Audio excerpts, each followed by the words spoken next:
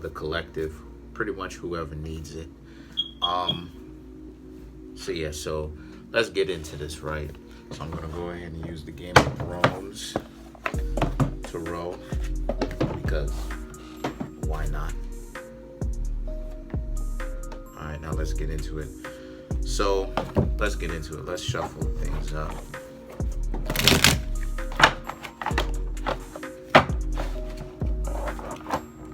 Right, let's shuffle it up.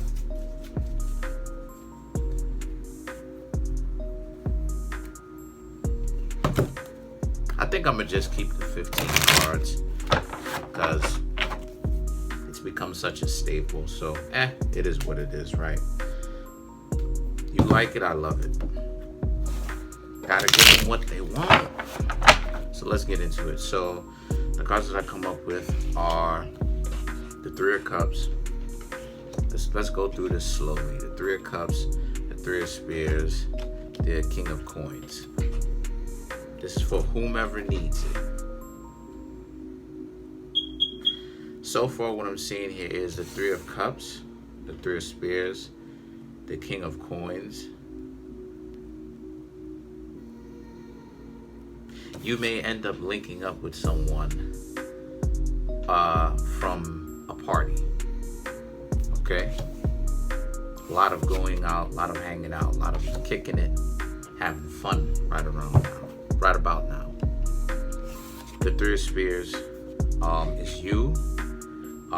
You kind of being sociable, interacting, as well as obviously partying, having your fun, but also looking to see whom you can speak to and associate or be social with people at this party, get together.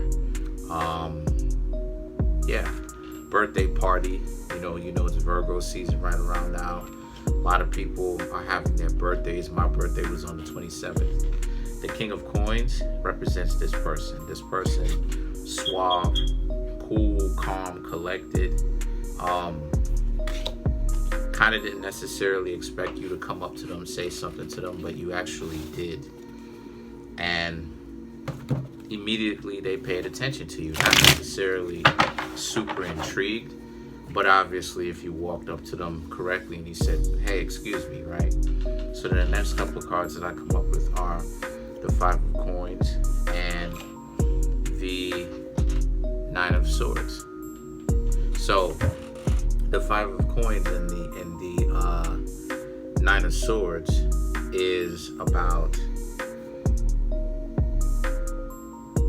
when you walked up to them, they didn't necessarily know what it is that you wanted from them, right? They was paying attention to you, so maybe some of you may have walked up to them, asked them a question, was asking them a question, hey, what's going on, how you doing?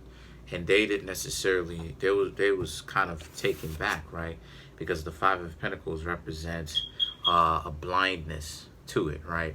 If you ever seen the Game of Thrones, you've seen Arya. She was blind for a time, and she became essentially a beggar, right? Because she was having a hard time getting around the city, right? By the way, that city that she was in and stuff like this was Spain, and they was talking about the Moors. But anyway, we're not even gonna get into that.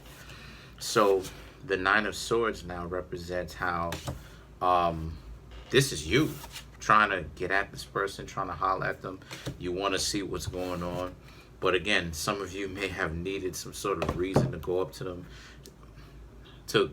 and say something. Some of you may have not necessarily, you don't necessarily need a reason, and you just cold like that, and you could just walk straight up to a person and say something to them. But it's something to where whoever needs this, right, can find something to talk about with anyone. So then you have the Hierophant, right? And yes, I am shuffling up the cards as I go along because that way it keeps it random, as well as Spirit is saying to do that, right? I did it automatically. So the Hierophant, the Strength, the Star, the Seven of Cups, right? The Seven of Coins. Let's go through this slowly. So the Hierophant, the Strength. The Hierophant is you want this person to really like you. The Strength, this person may be a little bit guarded as to what's going on, but they are also very alert. And they are willing to talk back to you. You know, it's not like they're going to be a jerk. The Seven of Cups and the Seven of Coins, however, represents how a lot of you, whoever may need it, also need to just kind of pay attention to how it is that you speak to this person, because this person is very aware and alert, and they're not going to necessarily tolerate disrespect from you, because remember, they represent the King of Pentacles, or coins. So they are an individual whom, you know, may even be rich or self-made and have some money, right, in their account, and they understand the value of businesses, and you know, they have certain knowledge. And if you end up getting on these people's nerves, being disrespectful, annoying, these people may cut you off because they see you as someone who may not necessarily be straightforward, and that you know, you may need a lot of tactics and stuff like that. So you know, you may need a lot of tactics in order for you to get to know the person. And that's where things can end up being in a situation where you really don't want that, right? Because what happens here is that when you need to be tactical all the time, to walk up to somebody and let them know that you're interested, that's where things can really become manipulative. And it becomes manipulative due to the fact that it's a lot of the times when that happens, a lot of the times it's not really genuine, right? Too often times, I would say 100% of the time, having no game is the best game. It immediately cuts through the BS. You can walk straight up to a person and say, hey, listen, I don't have game. I'm just trying to have some conversation. And if they say no, that immediately cuts the BS, right? And if they say yes, then you can then you have a chance, right? And get at understanding this person a little bit better. See, one of the worst things in the world to do is to have someone waste your time. You know, I would know, you know, trust me, I would know. And see, the thing is that when you have someone who is playing these games, and you may approach them on some game and they giving you back game, that's the worst thing in the world, because time, quote unquote, right, in a concept of what we choose to do with our lives is an asset. And if you don't know how to use that asset to your advantage, it can end up messing you up. So to continue forward, you have the Ten of Cups, you have the Page of Coins, and then you have the Queen of Cups. So, right, just to kind of keep it random. So what I'm seeing here for anyone who needs it, this is what the video is talking about, is that the Ten of Cups represents how so the two of you actually decide to departure from each other, and you may realize that you and this person may not necessarily have been very good as far as compatible is concerned, because this person may be a little bit too guarded for you, and you're a little bit more free, right, with yourself. And see, too oftentimes people can take being free as some sort of my clothes smell good. My clothes smell like one of my colognes. I think it's one of my better colognes. Anyway, it still smells like that. That was like 2 weeks ago. Anyway, I sprayed it on. That was 2 weeks ago. Or yeah. Anyway, right. Whatever. Anyway, so yeah. So a lot of the times too, people think that being free has something to do with, you know, like being a slur or something like that, or being a slut or something like that. But that's not necessarily really the case. Being free means that you're much more able to do and maneuver in ways and think in ways that other people may not. Because I'm about to release a very big clue here. Part of the reason what makes people so dumb in the first place, right, and locked in and restricted, is their own emotionality, their own emotions. They can't stop thinking about what happened to them in the past. And because they can't stop thinking about what happened to them in the past and how that affected them and move forward from that in a healthy way, they put a restriction on themselves that they're never going to do this, they're never going to do that, they're never going to do this, they're never going to do that. Sorry, a card fell. And as a result of this, it ends up making them binded to this. So let's continue. Meanwhile, this is the first time that I'm ever doing something like this, so it may be a little bit rough.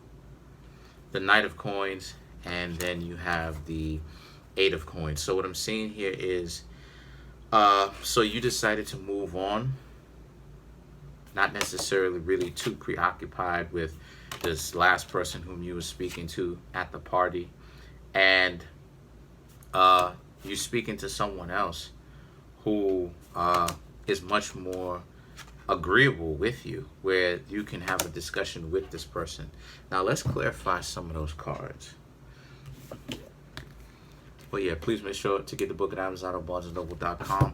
The links will be in the description box below as usual. If you'd like to contact me for a personal reading, my email address as well as the prices are in the description box below as usual. So let's get into it. Let's clarify some of these cards here. All right. Let's clarify some of these cards. Let's clarify the Strength. What are they so preoccupied about? What are they so guarded about?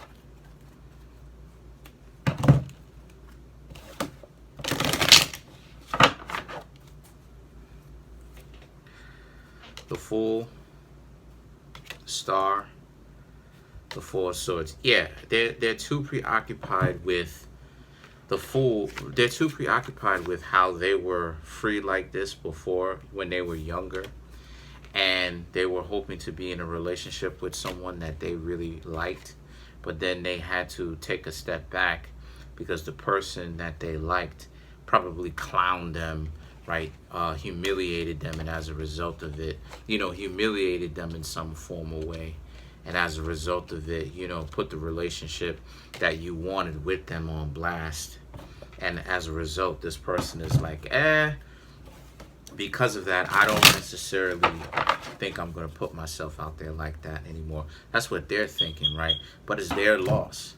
So let's clarify the Eight of Coins, the person whom you may end up meeting at this party, right? Or get together or something like this. Or if not necessarily a get together, it could also be consecutively in life, where you meet someone and then and that plays out like that, and then you meet someone else right after that, right? So to clarify the Eight of Coins, you have the Wheel of Fortune, the Ace of Wands, the Two of Pentacles.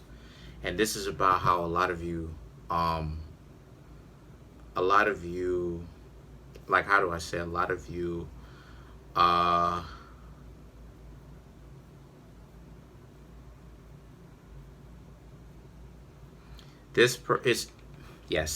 was fated that the two of you were supposed to have met, because they were looking for someone like you were looking for someone like them.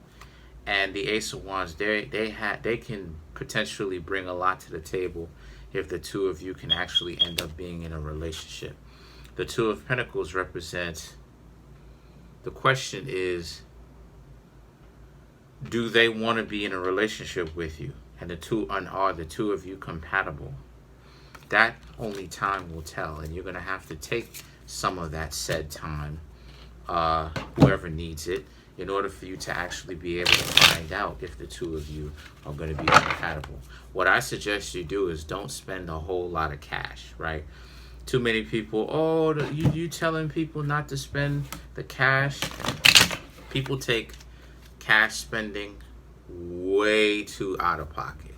You want to go ahead and understand someone who's up to something and has ulterior motives, is if you have to essentially spend all this amount of money in order to kind of quote unquote impress them. That's a red flag that people need to watch out for.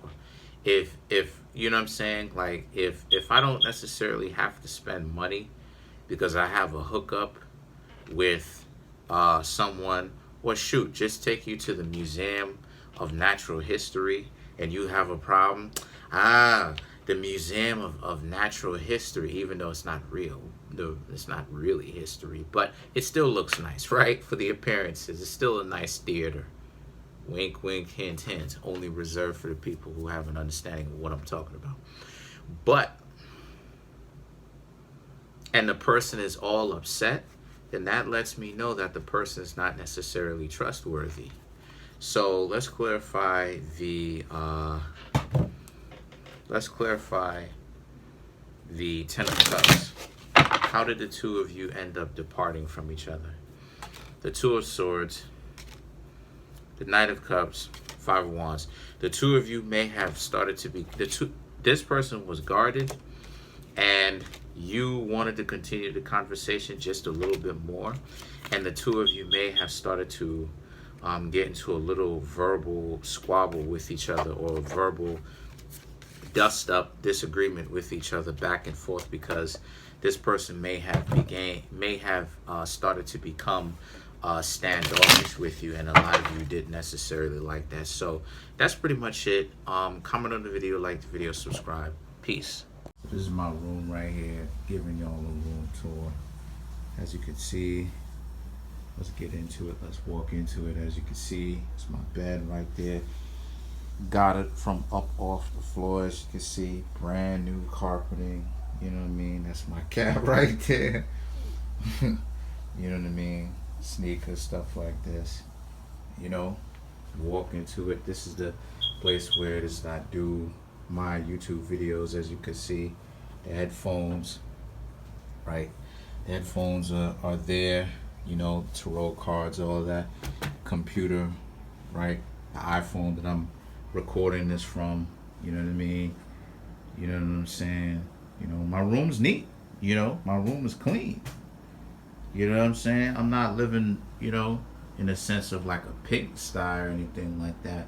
You know, and if you turn off the lights, let me show y'all something. If you turn off the lights real quick, and then you, boom, look at that. Ooh.